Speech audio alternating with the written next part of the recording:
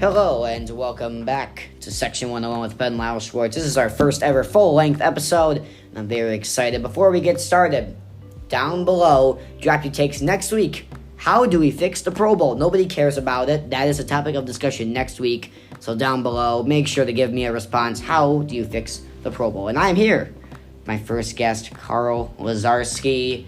We're going to be reviewing all of the games, and we'll start off right away with Ravens, Texans, 34-10. The Ravens destroy the Texans in the second half. Just some initial thoughts from you.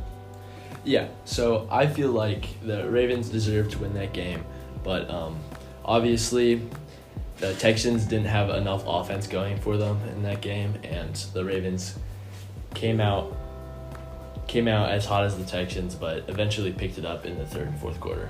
Yeah, and I think C.J. Stroud didn't necessarily play bad, but he didn't play what he's been playing in the past couple weeks. Right. He hasn't been like the perfect passer rating like we saw from him last week, and I think that does make a difference. They didn't score an offensive touchdown. All it was a punt return touchdown. Second half, you get shut out to like 24-0. It's inexcusable. The defense was not great.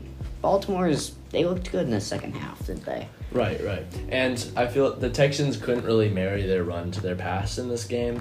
I mean, Devin Singletary had 9 carries and 22 yards, where the Baltimore Ravens rushing yards were 100 yards, 11 carries for Lamar Jackson. Yeah, I think Lamar Jackson has really shown he can pass the ball this year. Yeah. He can.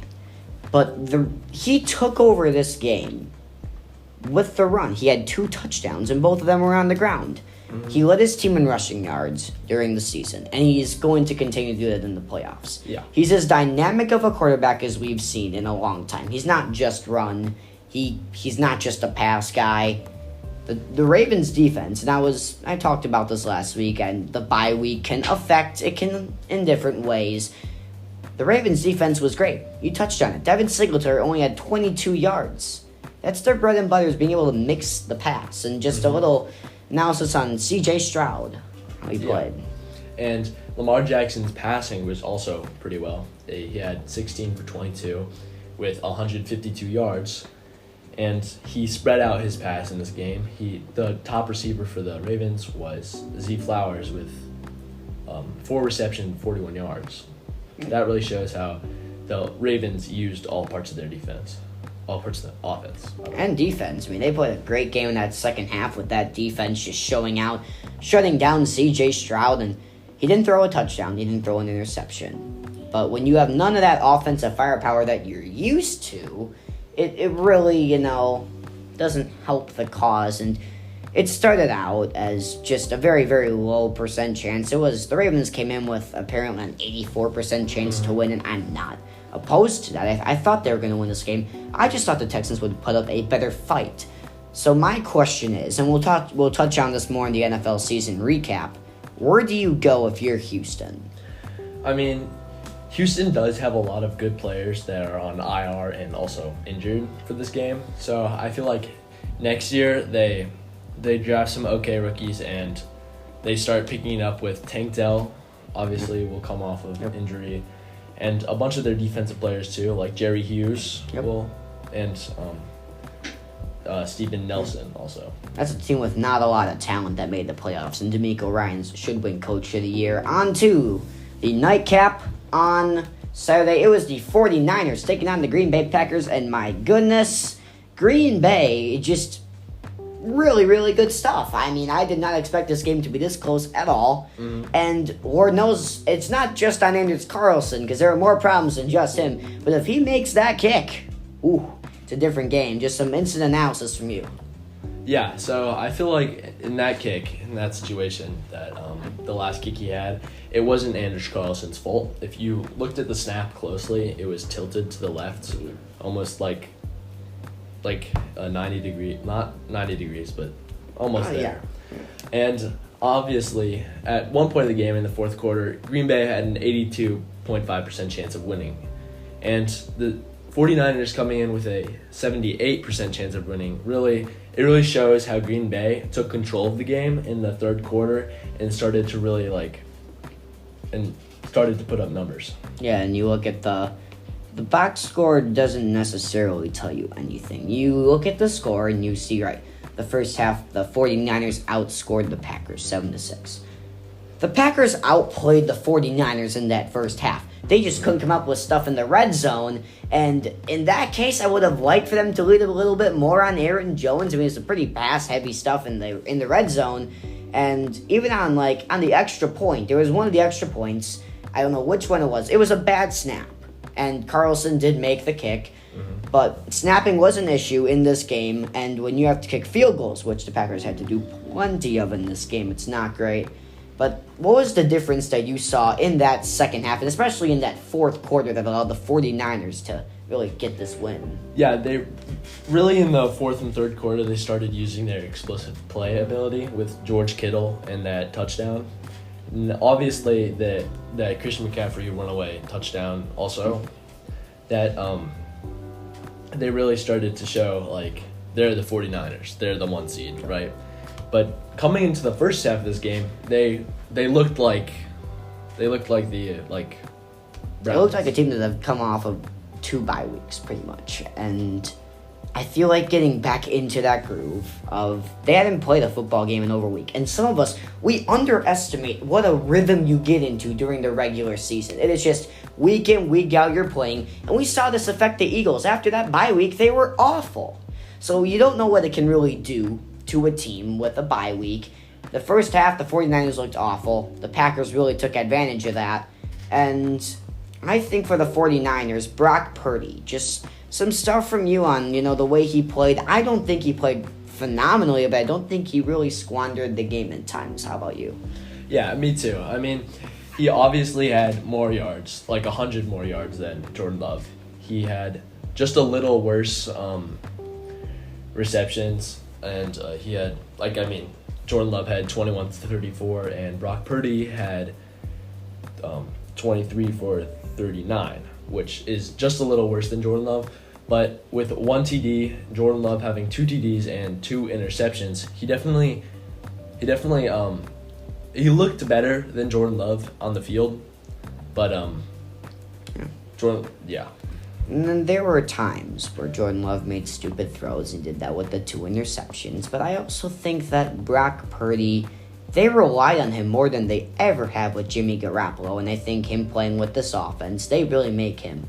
And we'll touch on this later previewing the Lions and 49ers. But without Deebo Samuel, they had to resort to some things that they haven't really had to this year.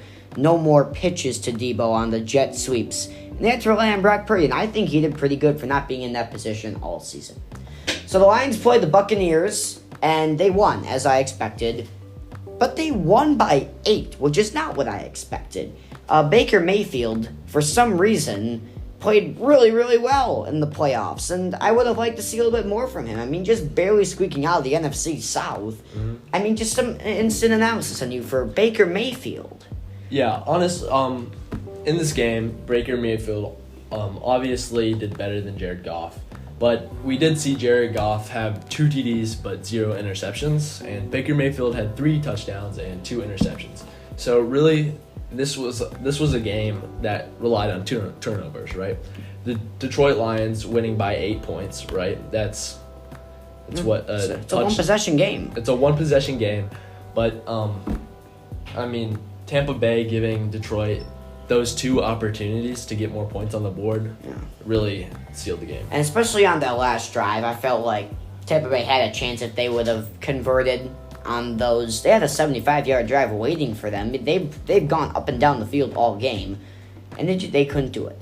But I think it also comes down to, you look at the rush game.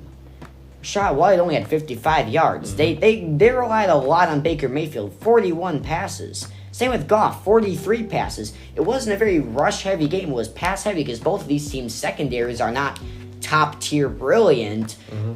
And you just look at, I was hyping up Amon-Ra St. Brown last week. He was fine. Mike Evans outplayed him. He did.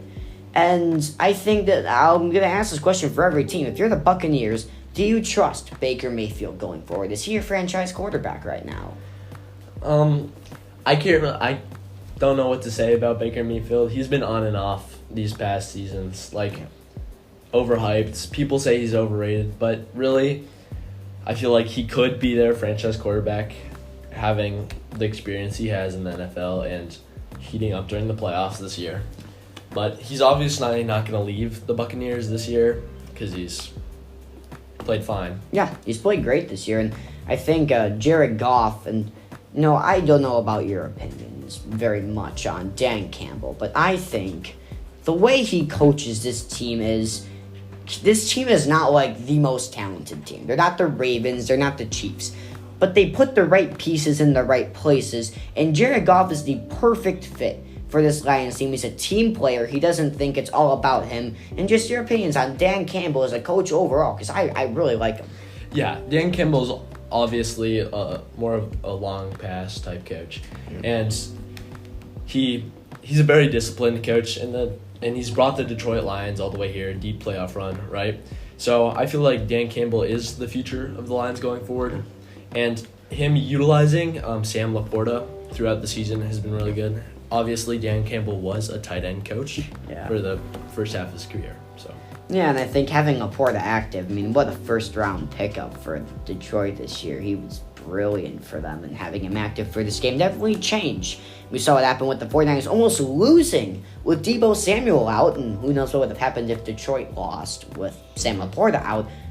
But overall, I think the Buccaneers have a lot to be proud of this year. Now that Eagles team wasn't peak Eagles, they're still the essence of that Philadelphia team that was so good for the first half of the season and putting up a fight that I don't think most people expected against Detroit. So good for them. And then in by far the best game of the weekend, it was the Kansas City Chiefs taking on the Buffalo Bills. The Chiefs won, and this was probably, in terms of just asking people around, the most evenly split game. It was a 56% chance for Buffalo to win per ESPN. Easily the closest game of the weekend, and there's a reason it went on last. And just quick thoughts from you on Buffalo coming up short again. Yeah, I really saw the Buffalo Bills taking this game away and going to the NFC Championship, right? But not the AFC. Yeah. Totally.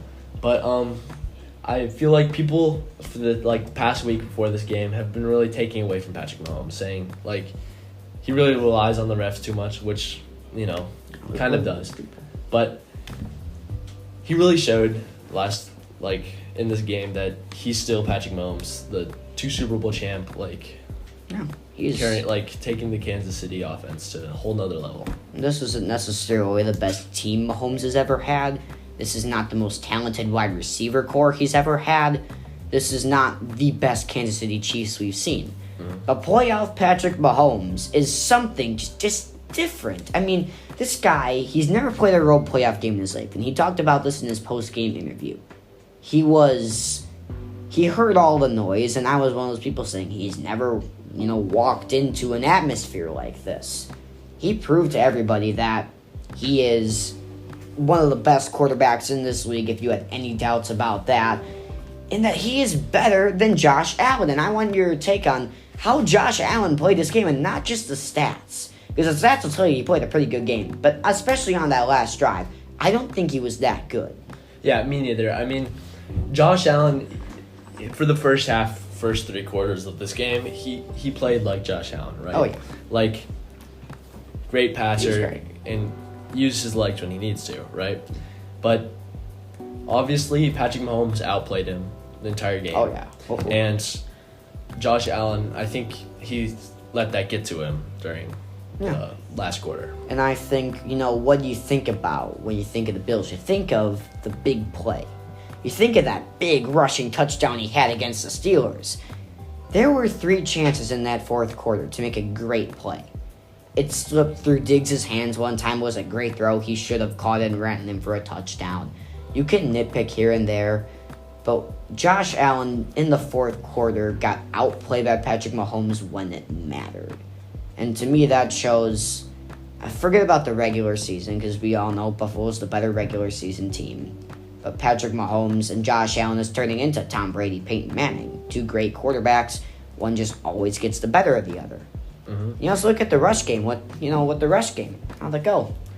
Right. We see on the Bills, Josh Allen being the top rusher. Kind of looks like Lamar Jackson in this situation. But they didn't really use their running backs at all. James Cook is great. I didn't know why they kept reading him less. Yeah, and Isaiah Pacheco, the Kansas City Chiefs did marry their rush to their pass with Isaiah Pacheco having 15 carries, 97 yards, and a touchdown. So the Kansas City Chiefs used all of their offensive weapons, where the Buffalo Bills only used 2. And I kept saying, why are you not handing it off to James Cook? Because I saw Isaiah Pacheco, and I've been very impressed with him. He's had a very limited sample size this season. He keeps his legs moving. He's so hard to bring down.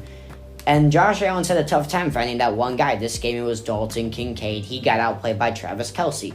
Just overall, it was a quite evenly matched game, I would say. Buffalo they lost, and Kansas City was a better team. Yeah, we obviously see that where Buffalo has they have 7 more yards than Kansas City. Kansas City had a turnover. Buffalo had 27 first downs, where Kansas City only had 21. Kansas City had 22 minutes of possession, where the Bills had 37, right? Yeah. So we saw the Bills, choke in the red zone. Oh, yeah. And they got saved. That fake punt was maybe the worst coaching decision I've seen from McDermott in ages. They got saved by that fumble by MVS. It was just a good game, and I think the better team won. And speaking of the better team, they're going at it with the Baltimore Ravens, because this Sunday at 2 o'clock Central Division time, it is the Kansas City Chiefs walking into M&T Bank Stadium, taking on the Baltimore Ravens. This should be a thriller. Just not even a pick. Just your thoughts on this game as a whole. Yeah, I see the Kansas City Chiefs taking this one away from the Ravens. I mean, everybody hypes up Lamar Jackson, right? And I feel the Ravens are the better team this year. But I just can't see the Ravens being in the Super Bowl. Yeah, and I think it's good. We've never seen Lamar Jackson look like this good. He's always been a pass-heavy guy, this, that, run-heavy guy, this, that. He's never really been as balanced of a quarterback as he has been this year. He has not gotten, in the game with Brock Purdy in the 49ers, Brock Purdy lost that game for his team. Patrick Mahomes is a different type of quarterback. I think he's going to bring the best out of Lamar Jackson, and I think we're going to see a very competitive game. The Kansas City Chiefs are 6-2 away. They've played best when they're not at home, which is kind of crazy. I think this is going to be a phenomenal. Both games are going to be great. It's just going to be a different style. I expect a high-scoring game. And what do you think if, the Chiefs or Ravens win? What's going to be the difference? What's going to fall? What's going to have to happen for one of these teams to win the game? So, obviously, I'm looking on the ESPN website, but it says that the Ravens have a 63% chance of winning this game. The matchup predictor analytics are kind of whack. Oh, they've been awful. But we obviously see Patrick Mahomes has more passing yards and way more interceptions than Lamar Jackson. Rushing yards, Isaiah Pacheco has more rushing yards than the Ravens' top rusher, which is Lamar Jackson. And we also see Travis Kelce with more receptions than Z Flowers. Yeah. So the Kansas City Chiefs on paper have more yards, better stats, more touchdowns, right? But we also see the Ravens heating up right time and a really good quarterback with good all defense. And a great defense. And they looked great in that second half. I'm going to go with the Ravens. I think they played very well at home. That second half, if they can play the second half of that game with the Texans through the whole game, they will win. I have no creeps with that. But if you let the Kansas City Chiefs, because they're the underdogs and they know it, Patrick Mahomes put Lamar Jackson over huge in that post-game interview. If you let them gain 1 inch of confidence, game. They're going to run away with this. You're going to have to limit the yards in the first half from Travis Kelce. The Ravens are the better team on paper and all around. The Chiefs may have more yards. Baltimore's got the better all-around team, and I think they will win this game. And very rightfully so, the Lions are going to take on the 49ers. Very excited for this one. This is going to be a nitty-gritty game. This is going to be Dan Campbell versus Kyle Shanahan. This is it's going to be a brilliant game. Just some quick thoughts on it. Yeah, we obviously see the 49ers coming out and looking like the better team, obviously. The Detroit Lions did play great against the Tampa Bay Buccaneers, and they did play great in the first round. The Lions heating up at the right time with a great coach, great team, a great passer, and a great receiver. I think the Lions come away with this. So do I, and I think if Deebo Samuel is not playing, the 49ers will not win. Yeah. If Deebo Samuel's not playing, the 49ers lose most of their offensive scheme, their really rush, with the wide receiver scheme. I just don't see this. And we've seen Brock Purdy in the spotlight. He looked very unsure of himself against the Packers. He threw 4 picks against the Ravens. He has never really had this bright spotlight on him as much as this year. Right. And because the offense is more focused to just him and not to the rest of everybody, I mean, this is going to be a great game. I think the 49ers, if they had good quarterback play from Brock Purdy and an entirely healthy squad, they have a good chance of winning. But the way the Detroit Lions play, they play with a passion, and I think Dan Campbell brings the best out of his players. I think if it wasn't for DeMeco Ryans really just being incredible this year with a Texans team that is not really on paper that talented, Dan Campbell is coach of the year every year. And now if you look at the quarterback play, very, very even. Incredibly even. Yeah.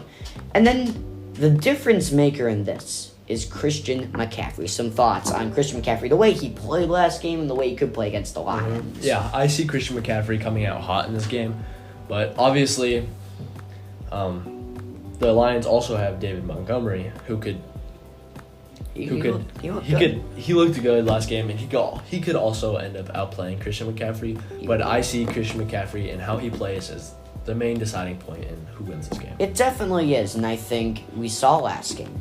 First half, they aren't great. The conversation at halftime had to be, how do we play better? How do we get this team on top? Because they were the better team against the Packers.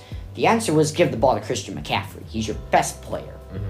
If they give the ball to Christian McCaffrey, I would not be shocked if they go 3 straight right out of the gates just rushing with Christian McCaffrey.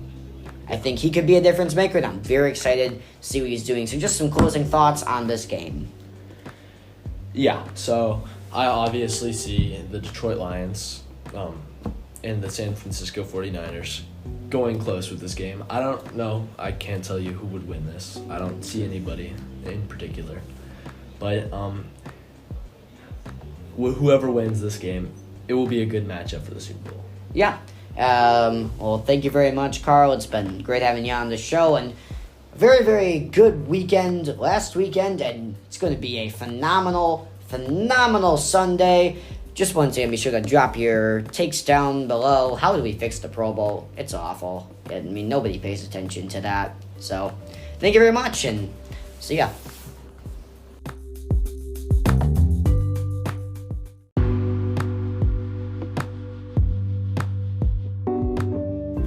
And now it is time for the first ever non-football segment on Section 101.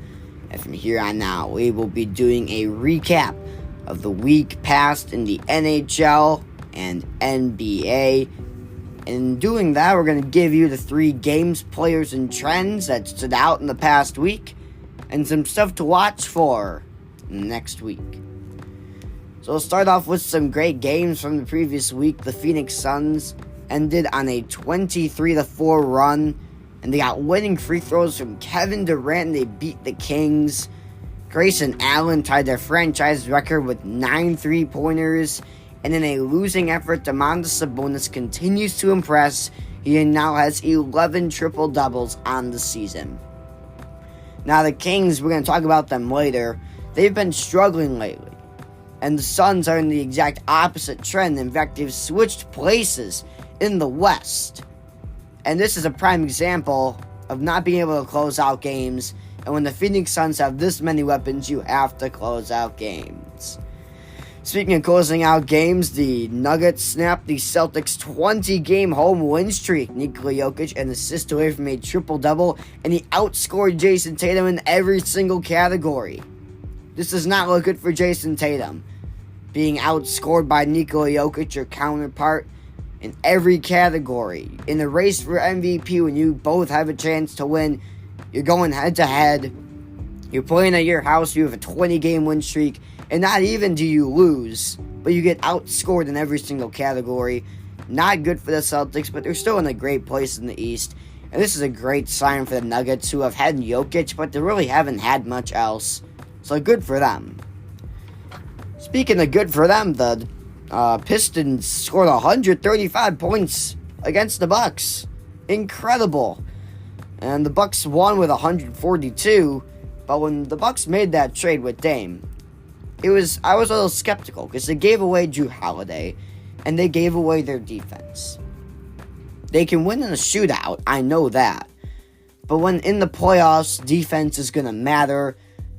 Can Dame lock down the all-star point guard? I don't know. And it's pretty shocking to me that they give up 135 to a young Pistons team that has been playing with a chip on their shoulder. And they're a dangerous spoiler team. And if they're going to be a close playoff race and the team needs a win, I wouldn't chalk it up as a guarantee against this young Pistons squad. So now on to the player performances that stood out to me. Without Luka Doncic, the Dallas Mavericks have been resorting to some other tactics, and one of them has been Tim Hardaway, who scored 40 points along with Kyrie Irving, and the Mavericks pulled even with the Pelicans in the West. Great to see that this is not just the Luka Doncic show down in Dallas, and Tim Hardaway with a nice little career resurgence. Maybe he'll get traded near the deadline because they're seeing how well he did without Luka, and now he's back to the bench with Doncic starting. But Kyrie Irving, he plays so well with Luka's pass-focused offense and Luka's score-first offense. That team is dangerous. Jokic outplayed Jason Tatum, but was outplayed by Joel Embiid. He had 41 points, and the 76ers beat the Nuggets. Jokic had 25 points and 19 rebounds. I think what this MVP race is showing us is that Joel Embiid is a better scorer than Jokic, but Jokic is the better basketball player than Joel Embiid. And you want the better basketball player on your team. So even though Embiid had the 41-point performance, I would take the 25 and 19 from Jokic. I think what he does is so much more impactful than just chalking up points. And Devin Booker, it was Kevin Durant against the Kings, and it's Devin Booker against the Pelicans. He scored 52 in 3 quarters, and they took him out because the lead was so big. The Suns are dangerous. They've had some pieces missing, and now they're finally healthy. They just destroyed the Pelicans. And when you can take your star player out after he scored 52 in 3 quarters, you're in a perfectly fine place. So our trends of the last week, the Cavs are winners of 7 straight. Now they're 4th in the East. They're also only 3.5 back of the Milwaukee Bucks. I'll touch on that matchup later. The Suns got Kevin Durant back after a little hiatus, and now they're on a 5-game winning streak, so good for them. And as we talked about earlier, Sabonis has been playing great for the Kings, but they're on a 4-game losing streak. So the Suns are essentially swapping places with the Kings. And this week, what to watch for? January 24th and 26th, Cleveland versus Milwaukee. As we talked about, those are 2 teams that are pretty neck and neck with each other in the standings. And if those 2 games go to Cleveland, I'd be pretty scared if I'm a Bucks fan. On the 25th, the Celtics take on the Heat. Big matchup for both teams, jockeying for position in the East. And then a matchup of Trans League. We got the Clippers and the Celtics on the 27th. So a nice, good game to watch every night for the NBA. And now for our discussion revolving around the NBA. Golden State Warriors assistant coach Dejan Miljokovic died Wednesday at age 46 after suffering a heart attack at a private team dinner in Utah. The game that night was postponed. And this is going to be our discussion today, is what should we be doing when something like this happens? Should we postpone games? Should we play in their honor? I think it should be up to the team. And it was up to the team, and they did postpone. Now, they postponed the entire week. And it was a little questionable, but I get it. It's your assistant coach. It does come down to, though, that you have teams that are going to want to postpone for some time. Especially after losing somebody as impactful as Miljevic. I think I would want to postpone a whole week. But there's some players that are going to play better when they're playing in somebody else's honor. And I would want to be one of those players. I'd be one of the guys that is like, let's get out here and let's win this game for Dejan. 46 years old, the Warriors lost their assistant coach. And Steve Kerr has been alone. They're trying to find a replacement for him. Currently, the Warriors are not having the best season, and this doesn't really do much good for them either. And it's going to be interesting to see what teams do in the future if stuff like this happens. As we said, Golden State is currently 12th in the West. And their next game is scheduled for Wednesday, the 24th. They postponed two. They postponed the Wednesday game against the Jazz and the Friday game against the Mavs. So the next game they'll be playing in his honor Wednesday at home against the Hawks. I'm expecting a huge performance from Golden State. I hope they go out there and they get a big win in his honor. Rest in peace, Dejan.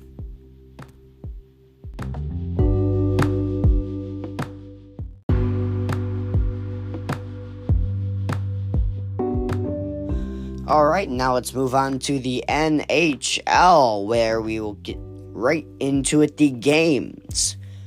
The Columbus Blue Jackets upset the Vancouver Canucks in a shootout, and they came back in each period. Vancouver is still in pretty much control of the Pacific, and I don't see them relinquishing it. They have an 8-point lead over Vegas. And that game, though, could have been a little wake-up call. We can't get too comfortable. But I would still be completely fine with everything that's going on if I'm them. I'm excited to see what this Canucks team can do more of. I think they have a great chance to win. If you look at these team stats, they're first in the league in goals per game. First in the league in shooting percentage, 9th in power play. They have great goals allowed. They're a really, really good team. You have Demko in goal. He's been looking very, very good at a 25-8 record. And even DeSmith, your secondary keeper, is 7-3. And that game, though, against a tough team, and a team that'll play it tough, and the Blue Jackets in a shootout. Marchenko scoring the winner, and that was DeSmith's just third loss of the season. And as we said, they came back in every period, and it was just one goal by Marchenko in a 4-round shootout that gave Columbus a win. Connor Garland and Nils Hoglander scored twice, and the Vancouver Canucks beat the Toronto Maple Leafs. Heavyweight matchup for Vancouver, who's been in a lot of these very important games. And I'm excited to see what they do in these more important games. They rallied in the third period to take down Toronto. And I'm really impressed by this Vancouver team. It's a tough challenge against the Maple Leafs. It most definitely is. They're stacked. And when you have 3 goals scored against you in the second period and you respond like that, that's a playoff atmosphere you're playing in. 2 great teams with a great chance to make a deep run in the playoffs, and you come out in that third period down by 1 and you play like that with 2 power play goals. Just talk about being very, very good on the power play. We talked about how they're second in the league. It came into contact here against Toronto, who gave up those 2 power plays. Can't give up power plays deep in games. Not going to be good for your team. Anaheim upset the Florida Panthers in overtime. Big win for the Anaheim Ducks. Florida's been playing very, very good. They've ran into some issues, though, this week. Not been impressed with the way they're playing. They lost to both the Ducks and Red Wings in overtime. The more substantial loss to Anaheim was 15-30-1. Killorn scored the overtime winner. John Gibson got his win. He is 8-19 now. And Stolarz, the backup keeper for the Panthers, was in goal. And a comeback win it was for the Anaheim Ducks. Came into the third period trailing by 1 and got one right into the third period, 48 seconds in. Killorn, assisted by Vetrano, took him all the way into overtime, scored the winner. Big win in Florida. They've been struggling lately. They had a 4-game losing streak coming into that 1-game win against the Predators on Monday. So now the players, Mike Fleury passing Patrick Roy for second in career wins. He got a win over the New York Islanders in that game. Good for him. They said they're not going to be open to trading Marc-Andre Fleury. And I'm not mad about that. I think he is a phenomenal goalkeeper. Still is. 8-9-3. He's a great, reliable hand. But good for him. Passing Roy for second place in career wins. The Bruins defeated the Avalanche in a battle of heavyweights. But more importantly, David Pastrnak with the hat trick. And I was very concerned last year after they went early out in the playoffs. They got most of their team back. And my goodness, they have been great this year. They never stop. They defended home ice. Swayden's been brilliant, 15-3. Pastrnak, he's an impact player. He's up there in the league. And he's one of the best players this franchise has seen. Colorado tried to make it close. But when you have a guy getting a hat trick against a team of that caliber, you should be worried. And Austin Matthews had a hat trick. He's now got an NHL leading goal total at 37. And it's a comeback victory for Toronto over Calgary. Big win for the Maple Leafs coming off of that huge loss. And they finally got something to be happy about. They lost to the Oilers, Red Wings, and Avalanche, and Islanders. So a 4-game losing streak, and they snapped it with that Calgary win. And it was an Austin Matthews hat trick. They came back in this one at every step of the way. And he's still, in my opinion, with Mitch Marner on his team, he's dangerous. Nylander has been very, very good for them. And when you have good goaltending and with Martin Jones as your backup, you're in a good place to go a lot of places. And Austin Matthews is a great, great MVP candidate. So today's trends, the Oilers set a Canadian team win streak record 13 games after defeating Calgary. This team is just on a roll. They are playing incredible. I'm very excited to see if they can keep this momentum up. 13-game win streak for Edmonton. Their next game is tonight, Tuesday. Columbus against Edmonton. Columbus played spoiler to another team this week. They played spoiler to Vancouver. See if they can do it to Edmonton. 4-game win streak for Boston, and Florida falling off. 7 points back. It was close at one point during this season. But now Boston, 5-game win streak now. Florida just snapped that last night. So good for Boston. Keeping it up. They're a good team. They have potential to run the table. They got one of the highest point totals in the league. It's going to be between Winnipeg, Vancouver, and Boston this season. And then Seattle beat Vegas in the Winter Classic. And then they have just been bad. 4-game losing streak. I thought maybe that would be a launching pad for them. It has not been at all. They continue to just fall off. And they are now 6th in the Pacific. They're going to need some more points. They're going to need 6 to contend with the Kings.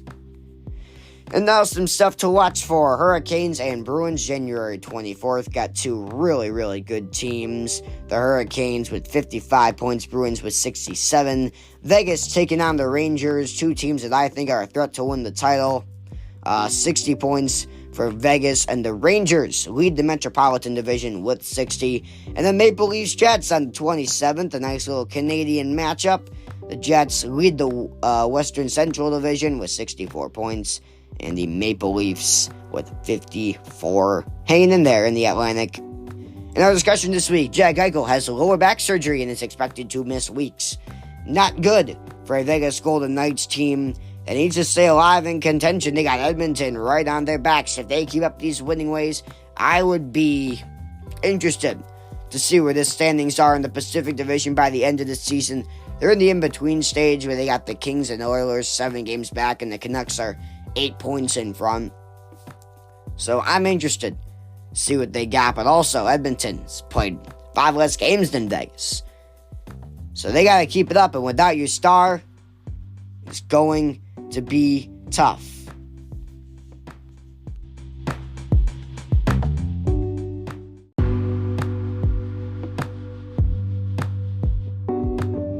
Hey, thanks for watching the Section 101 podcast this week. It means a lot to me. Next week, same old, same old. We will be fixing the Pro Bowl. So remember to drop your comments down below. How do we fix the Pro Bowl? I'll be reviewing all of them next week, and we'll also be recapping the NFL's championship weekend, a week in review in the NBA and NHL. Thanks for listening. See you later. Sayonara.